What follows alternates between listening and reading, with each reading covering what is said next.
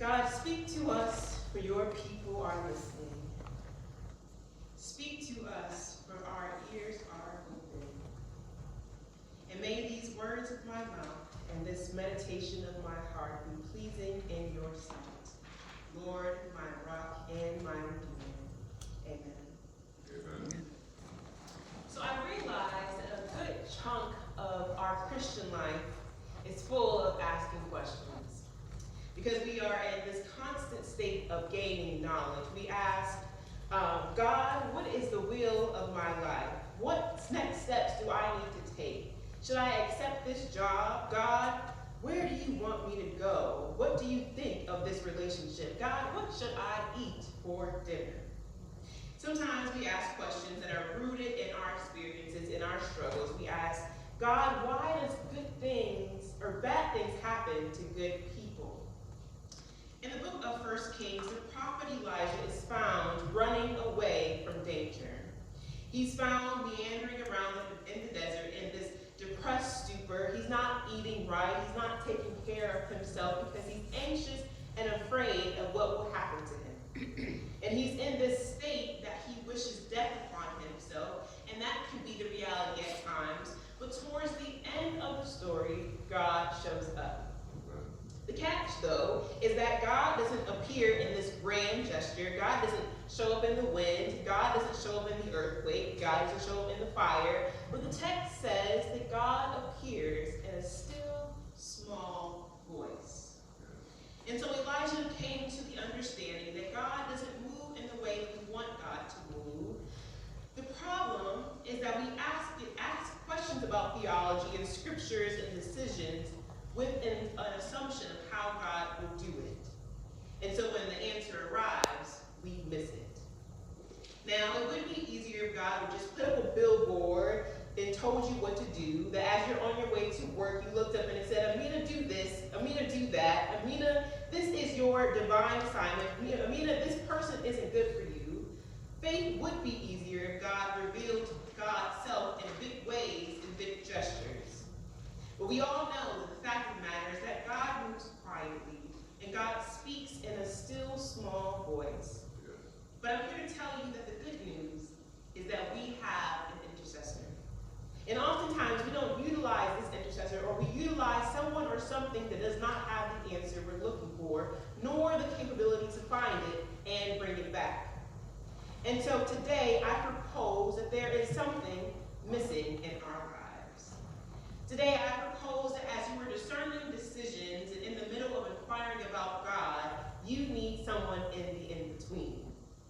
According to our text today, Noah, one of the pre-flood patriarchs, was in need of an answer from God. God told him to build an ark, move a pair of each animal on the earth into such ark, move your family in this ark, because God was sending a flood.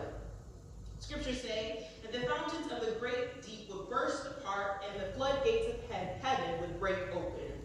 Scriptures also say that it rained for 40 days and for 40 nights, and to the highest mountains were covered 15 cubits, and all earth-based life would perish. And so as time continued and the 40 days and 40 nights came to completion, Noah started to have some questions.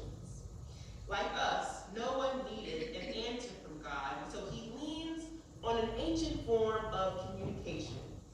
Noah sends a bird.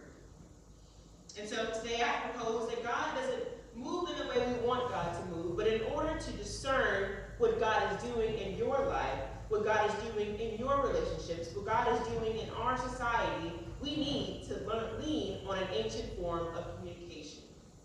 We need to send some birds. Amen? Amen.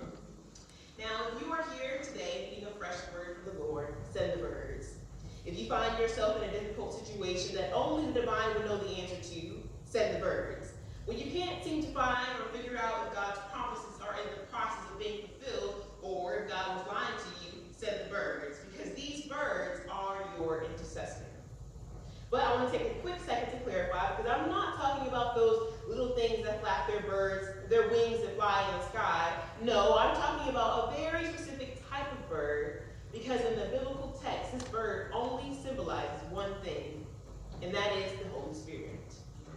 But sometimes you won't know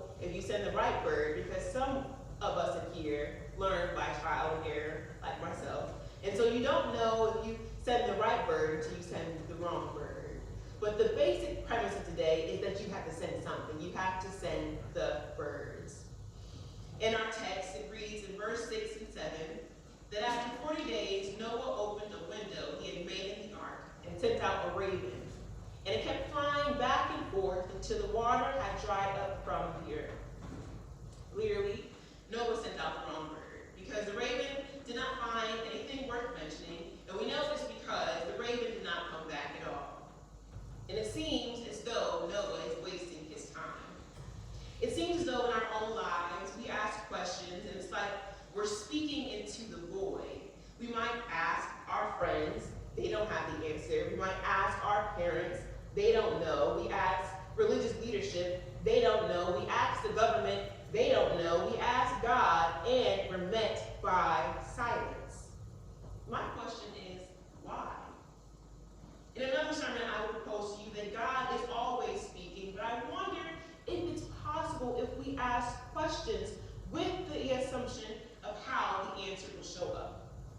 That like Elijah, we assume that God will show up in old ways, that the answer will show up in the earthquake, in the wind, or in the rain, on a billboard, through a text, through your husband, through your girlfriend, all the things that are not actually God. That is not to say that God will not show up through those things, but I'm trying to articulate is that Noah, that like Noah, we're looking for a new life and a new and fresh word in old things. Now, if there are any ornithologists in here, or perhaps you got your master's in zoology, you would know that ravens are very similar to both crows and pigeons in that they will eat anything. Ravens will eat insects, grains, fruits, or garbage, but you will most likely find a raven feasting on dead meat. And so Noah releases this raven, not knowing that this raven will go back and forth and to and fro, looking to feast on the dead. Noah sends out this messenger, this supposed intercessor, not knowing that this middleman is looking for old and rotten things as God is in the process of doing a new thing. But this raven is incapable of noticing that God is doing a new thing because one, it only eats dead things, but two, notice that the raven won't sit still and never settles. And so if you've ever met someone who's on the go all the time, they're going there, they're going here, they're going over there, they're going back there, they're constantly changing location, and it's not because they're busy, it's because they don't have peace. And so sometimes we ask new questions with mechanisms that only can discern old things, like our experiences, or can only talk about old stuff, like some of our friends and family. And these mechanisms never come back with a real answer because their nature is not in conjunction with the answer we are looking for. We ask about peace to someone who does not have it. We ask about joy to someone who complains all the time. We ask about justice to someone who refuses to give up their privilege. Now, these people and these mechanisms are not picking up what you're picking down, so be prepared for some of these people and these mechanisms to disappear in your life. And it's not because God has elevated you over them. It doesn't make you better than them just because you are seeking for God. However, God needs you to seek God through God's self and not in other people or through a church or through some external mechanism, because it is only by the Holy Spirit to provide you with the answer you were looking for. In verse 8, Noah eventually stops messing around with his raven and refuses to go another day waiting on it to come flapping on back and moves on to another bird. Verse 8 reads, "Then he sent out a dove to see if the water had receded from the surface of the ground. But the dove could find nowhere to perch because there was water all over the surface of the earth. So it returned to Noah in the ark. He reached out his hand and took the dove and brought it back to himself in the ark." Verse 10 says, "He waited 7 more days and again sent out the dove from the ark.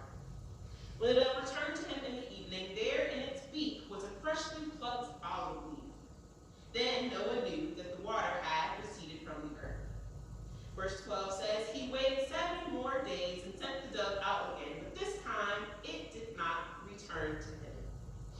And this is where the hope comes in, because the nature of this bird and the timing in which Noah depends on is where you will find your answer. If you notice, Noah sends his dove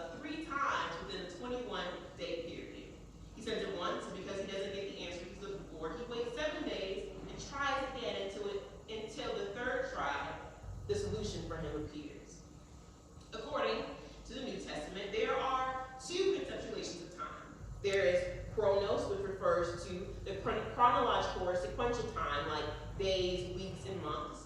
And then there is kairos, which signifies a proper or opportune time, the right time.